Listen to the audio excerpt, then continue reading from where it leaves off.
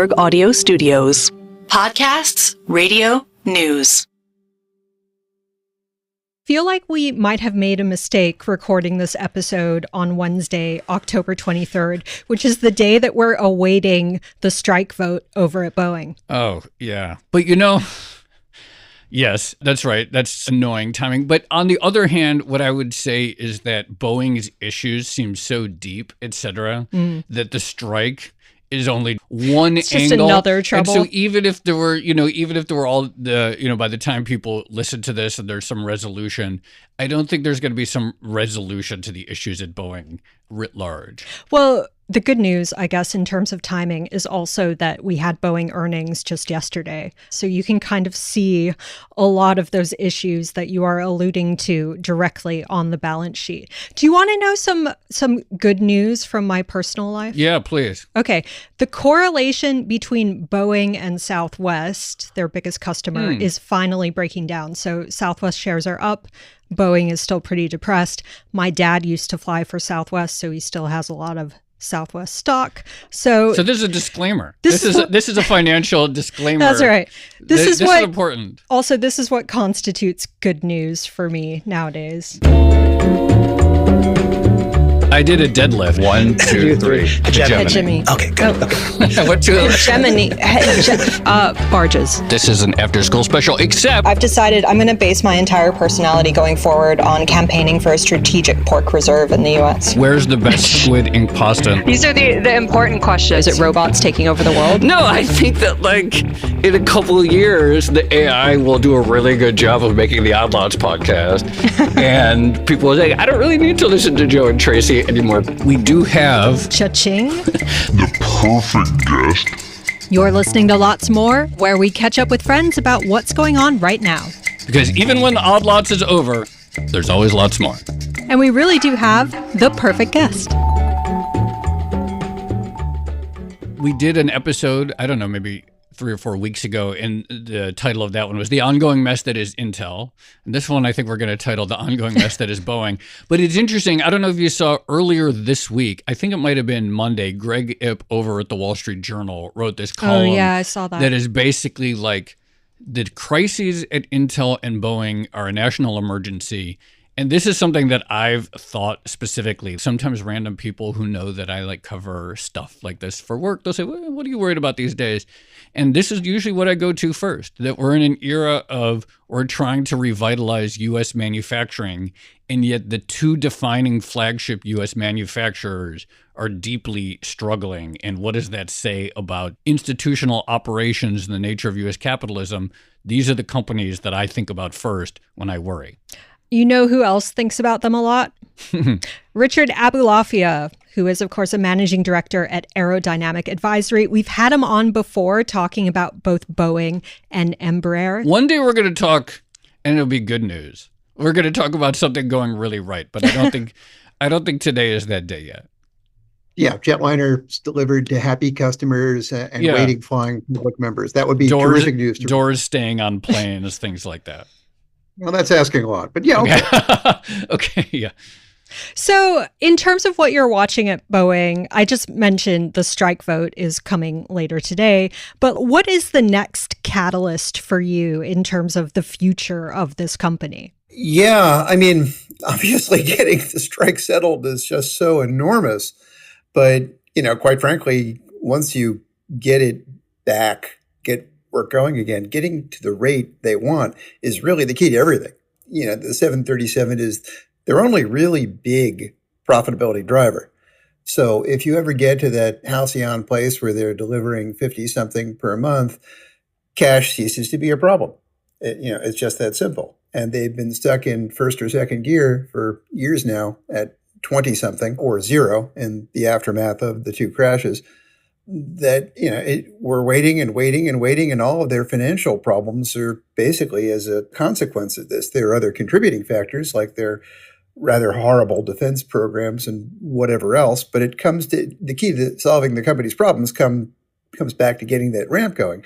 And of course, the key part of that is getting suppliers healthy and delivering again too, which is an added complication. Wait, on this question, okay, so they need to just objectively to be a profitable company that has a healthy balance sheet, they need to improve that production cadence. Just to be clear, like, okay, if the strike is resolved at some point, which presumably it will either by the time we're talking about this or later on, what does that mean in terms of actually getting back to their production cadence? But that's also, I don't think, the only issue. Yeah, it's just sort of a necessary condition, I guess. This is not a right to work state, which means that when the workers go on strike in Puget Sound, pretty much all deliveries kind of more or less come to a halt, except the stuff that was about to be delivered. And that means that the strike simply has to end for things to start again. But then there's finding the necessary resources and in terms of talent, which is an added complication to any terms and benefits they offer the workers. You also want to regard this as an opportunity to attract talent. And I'm not so sure they're doing that. But then the next thing is you got to look at the supply chain, which has been badly dilapidated by everything from the pandemic to Boeing's terms and conditions over the past decade. Basically, Boeing was kind of using their supply base as an ATM. And they all have to be, turned back on. They have to have the adequate working capital and adequate labor resources of their own. And of course, at the center of all of this is Spirit AeroSystems, and Boeing had reached the conclusion that the only way to make this good is to bring it back in the company. So that situation has to be cleared up, and that's a big one. That's exactly what I was going to ask you about. Do you get the sense at all that Boeing is going to sort of revamp its relationship with suppliers? Because this was one of the big criticisms of the company and the sort of cultural change that happened. It was this idea that they just decided to outsource a bunch of stuff because it was cheaper. Well, outsourcing would have been fine. At the end of the day, they'd always outsourced a certain degree of the production aspect. It was the decision to also outsource design and integration that made things a little bit worse. But then it got really bad when they sort of learned exactly nothing from General Motors and said, what if we outsource design and integration and then treat them like a lemon to be squeezed? That'll work out great, right? And they adopted back in the 2010s the same approach to the supply chain as they did to their workforce. These are people we can squeeze and extract cash from. And they're realizing that incredible. I mean, no one could have seen this coming, but actions have consequences. And, taking all the margins out of your suppliers and giving them 120-day payment terms and whatever else, and even demanding that you own the stuff that's on their factory floor, just any metal that might have fallen to I'm not making this up, is, Boeing property, not theirs. I mean, basically squeezing them in all directions. Wait, say that. Wait, when you said, I'm not making this up, any metal that falls, what was that? Falls on the floor? They can collect it. Yeah, it's like, wait a minute, if there's any scrap metal that falls from the manufacturing process, that's ours, not yours. We get to melt that. Wow, that's a real term. That's true micromanaging. Yeah, that's true. Yeah, that's an ATM. A lot of that, right? Wow. Yeah, it is. And there was a rather Orwellian-sounding program called Partnership for Success, aka Partnering for Poverty. Basically, and they did this in two different tranches, basically going in and saying, we're going to cut your margins. And by the way, we're going to have a go at your aftermarket business too, if you're an aftermarket player. And basically, they went after their supply chain. And for a while, suppliers basically were depending upon, if they had Pentagon exposure, to make things a little bit healthier. During the pandemic, the Pentagon had an accelerated payment program for suppliers, which really helped a lot. And for a while, it was sort of, everyone who loved Boeing regarded the Boeing part of their work portfolios as not so good at all because it was the least profitable. So another thing I wanted to catch up with you on is just the mood at Boeing. Have you been back to Seattle since the last time we talked to you? Yeah. And what's it like? What are people saying? People are different, right? The workforce isn't completely homogenous. Having said that, boy, that 96%, I think, vote after the first contract offer, that is pretty telling. There's a real feeling that for the first time in many decades, labor actually has power. They can get back some of the ground they lost over the previous decade or so. Today is going to be incredibly telling, whether or not they're willing to say, okay, hey, it's a pretty good offer, let's get back to work, or whether they say, no, We gave up our pension 10 years ago, and we want it back. Read our lips. That's going to be the most interesting aspect, effectively a referendum on the pension. So obviously, again, by the time this comes out, people have heard, I think and now we've talked to a few times, the one line you've said that like truly haunts me or that like sticks in my head is that Boeing could get to the point where, because it's been so long since they've launched a brand new product, start from a clean sheet of paper and launch a new product, that it could get to the point where eventually they have no one inside the company who has ever been part of the process of designing a new product. And I think there were comments out today from the CEO that there's still no hurry on that aspect of it. No. He said that Boeing is still focused on building an all-new airplane. But the question, to your point, is like, how do they actually do it? Yeah, and it's like this. To me, like when you said that, there's like no one who knows how to build a new airplane from the beginning. I remember like, that's like a really chilling thought. And so I'm curious like where that stands. Well, we're not at that point just yet. There's a risk of it given the demographics of the design workforce. And you meet a lot of them, and they're on the older side. The SPIA engineering union, I think their median age is somewhere in the 50-ish range. Don't hold me to that, but it's older. And the number of people who were around at the last time that a clean sheet design was launched, the 787 around 2004, it's diminishing. You can make an argument 777X has been kind of halfway to a clean sheet as a major derivative. And that's something, but you can see that if something new isn't launched in the next 4 or 5 years, they're going to have a really hard time reconstituting that muscle memory, that core knowledge.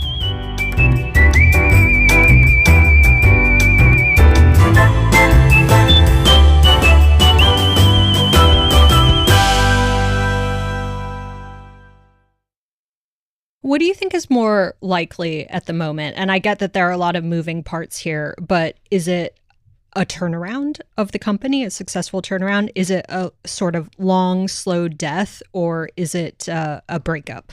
That depends on leadership. The previous leader, Dave Calhoun, as we discussed, you can see that the future right there. It was, either a glide slope into the ground or a breakup. And I think they were probably thinking about their breakup options. Kelly Ortberg, that's the big change, of course. His track record is not absolutely perfect, but there's still a lot of hope. I mean, he's somebody who knows the industry, who cares about the industry. We're kind of hoping that with him at the helm, there is a chance of getting things back on track and for the company to survive and perhaps even be restored to health in something like its current incarnation. I have a question that I don't really want to know the answer to, but you mentioned troubles on the defense side of the business, which probably doesn't get talked about as much because the market is different and the public doesn't know those products. Defense stocks, say a Lockheed Martin, have actually done extremely well, despite the fact that I see a parade of headlines all the time about troubles at Lockheed Martin. And there is a headline out literally yesterday, Lockheed falls as F-35 delays drag sales. And there's other things like that. Could we do versions of this conversation about many other American defense contractors? The good news is not really. The bad news is, yes, we can about Boeing's defense side. Okay. So there actually is it's not like what you identify in Boeing and whatever it is, and there are probably many different causes, is not, in your view, completely endemic to the U.S. defense sector? Right. It's pretty unique to Boeing. And it gets back to the roots of the worst-in-class management that ran Boeing in the last decade and into this one. Basically, they made the strategic decision to sign a bunch of incredible money-losing contracts. And of course, the U.S. military was fine with that. You want your investors to pay for our weapon systems? Great!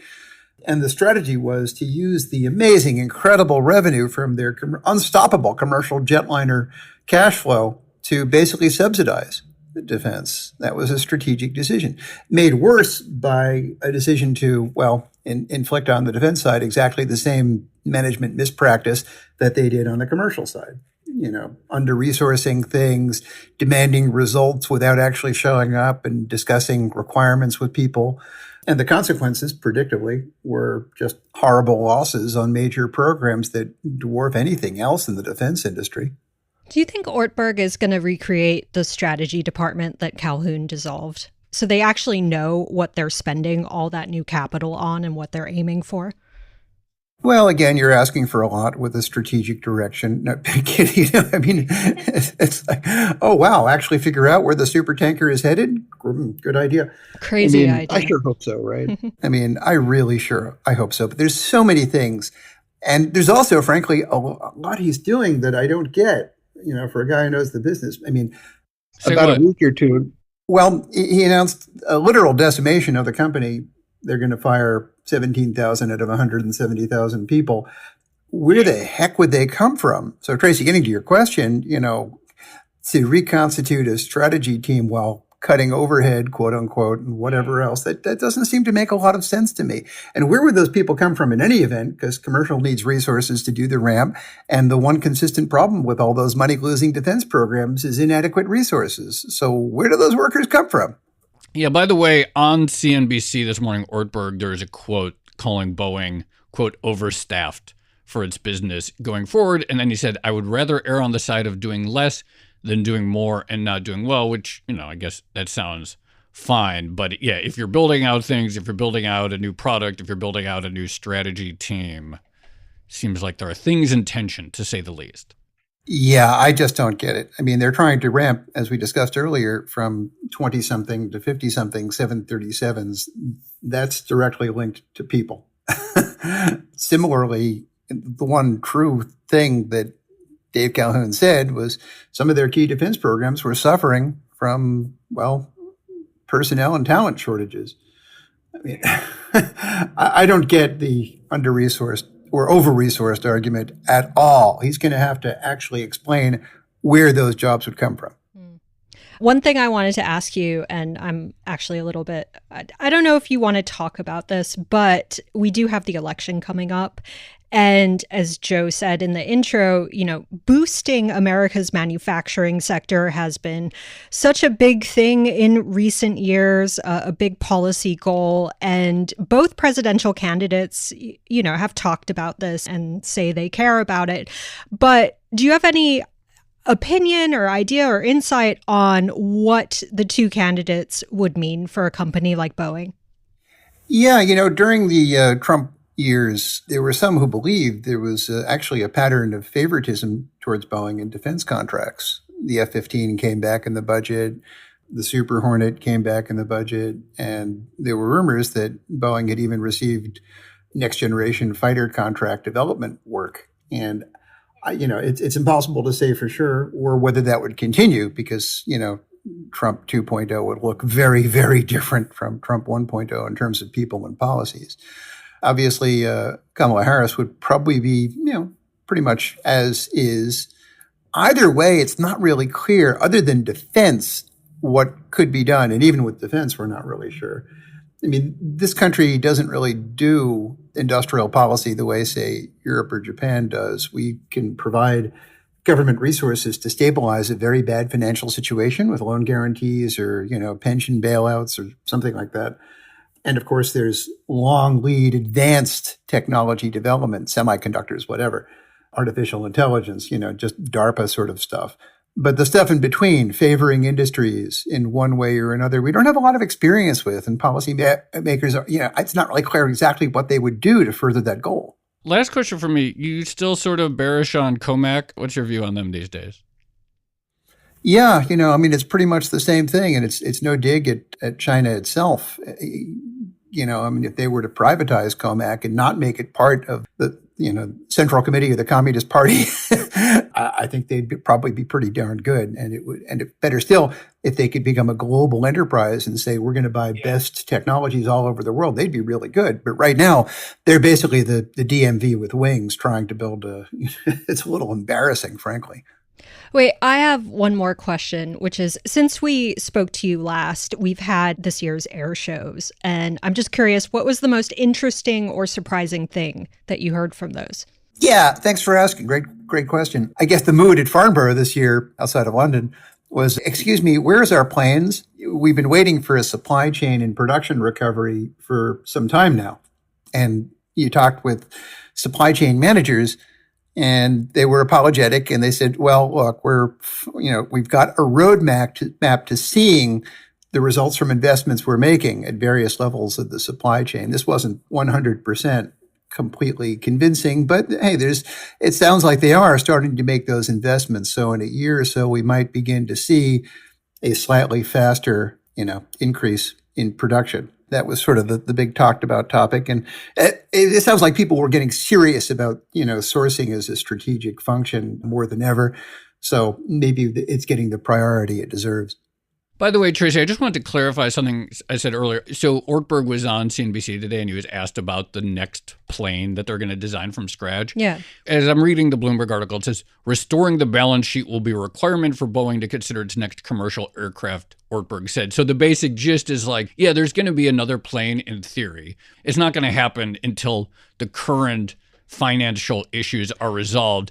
And so in the meantime, day after day, the number of people who were there the last time a new plane was launched dwindles. Right. They're in a capital death spiral. So the most pressing concern is gaining altitude by rebuilding that capital cushion before you can figure out where the plane is actually going. That's my flying analogy for today. Lots More is produced by Carmen Rodriguez and Dashiell Bennett with help from Moses Ondom and Cale Brooks. Our sound engineer is Blake Maples. Sage Bauman is the head of Bloomberg Podcasts. Please rate, review, and subscribe to Odd Lots and Lots More on your favorite podcast platforms. And remember that Bloomberg subscribers can listen to all of our podcasts ad-free by connecting through Apple Podcasts. Thanks for listening.